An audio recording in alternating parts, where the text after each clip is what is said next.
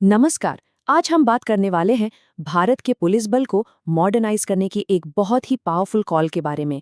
और देखिए, ये सिर्फ नए नए हथियारों या गैजेट्स की बात नहीं है। नहीं, ये बात है सम्मान की, उनकी भलाई की और सबसे बढ़कर हमारी सोच में एक बहुत बड़े बदलाव की।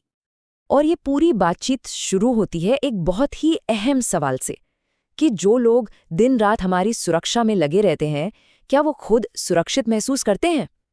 ये सवाल सीधा दिल पर लगता है ना? तो चलिए इसी सवाल की गहराई में उतरते हैं। तो सबसे पहली बात आती है बुनियादी ढांचे और सम्मान की। मतलब वो माहौल जहां हमारे पुलिस वाले काम करते हैं। असल में यहीं से सम्मान की नींव रखी जाती है। यहाँ साफ साफ देखा जा सकता है कि आज की हालत क्या है और क्या होनी चाहिए।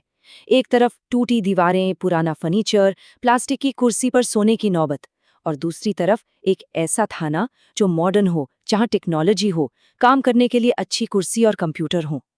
सोचिए जरा, ये बदलाव सिर्फ दीवारों का नहीं है, ये काम करने के जज्बे को, उनके हौसले को कितना ऊपर उठाएगा। और जैसा मैंने कहा, ये सिर्फ इमारतों की बात नहीं है। आधुनिकीकरण का मतलब उनकी मेंटल हेल्थ का ख्याल रखना भी है। जब वो किसी मुश्किल, तनाव भरे हालात से गुजरते हैं, तो उन्हें एक काउंसलर की मदद मिलना, ये कोई लग्जरी नहीं, ये उनका हक होना चाहिए। अच्छा, अब आते हैं दूसरे पहलू पर, टेक्नोलॉजी की ताकत। आज के ज़माने के अपराध से लड़ने के लिए हमारे पुलिस बल को भी तो आज के ज़माने के हथियार और टेक्नोलॉजी चाहिए, है कि नहीं? देखिए, एक तरफ पुराना जंग लगा हुआ हथियार और दूसरी तरफ एक मॉडर्न असॉल्ट राइफल। बात सिर्फ ताकत की नहीं है, बात उनकी अपनी सुरक्षा की भी है। सही उपकरण का मतलब है कि वो अपना काम बेहतर तरीके से और ज्यादा सुरक्षित होकर कर सकते हैं।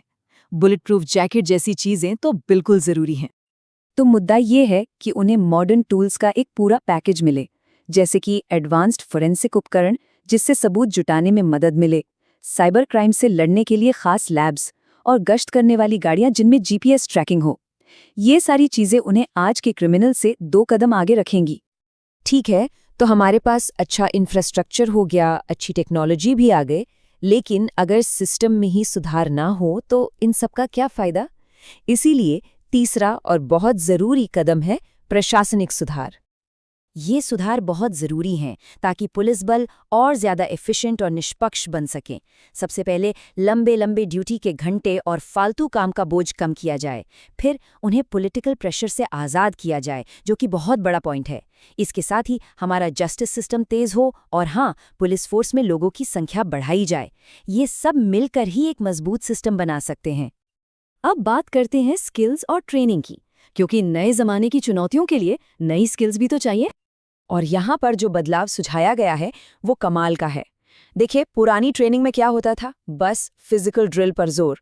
लेकिन अब ज़रूरत है आधुनिक ट्रेनिंग अकेडमियों की, जहाँ उन्हें कम्युनिकेशन स्किल्स सिखाई जाएं, लोगों से बात कैसे करनी है। और आज के डिजिटल युग में साइबर सुरक्षा की ट्रेनिंग तो बहुत ही ज़्यादा ज़रूरी है।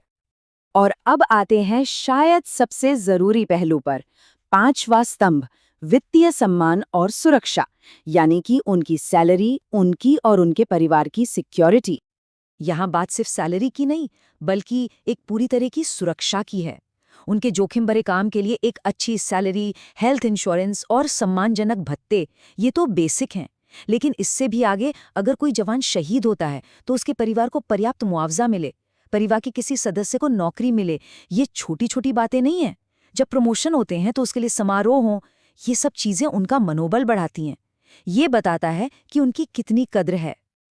और ये सब बातें हमें एक सबसे बड़े और सबसे शक्तिशाली आइडिया तक ले आती हैं, और वो है हमारी सोच में बदलाव। पुलिस को एक सेवक की तरह नहीं, बल्कि राष्ट्र रक्षक की तरह देखना, जो राष्ट्र का गौरव है, सम्मान है और संरक्षक हैं। यही इस पूरी बातचीत का सार है। हमें पुलिस को सेवक नहीं, राष्ट्र रक्षक की तरह देखना चाहिए।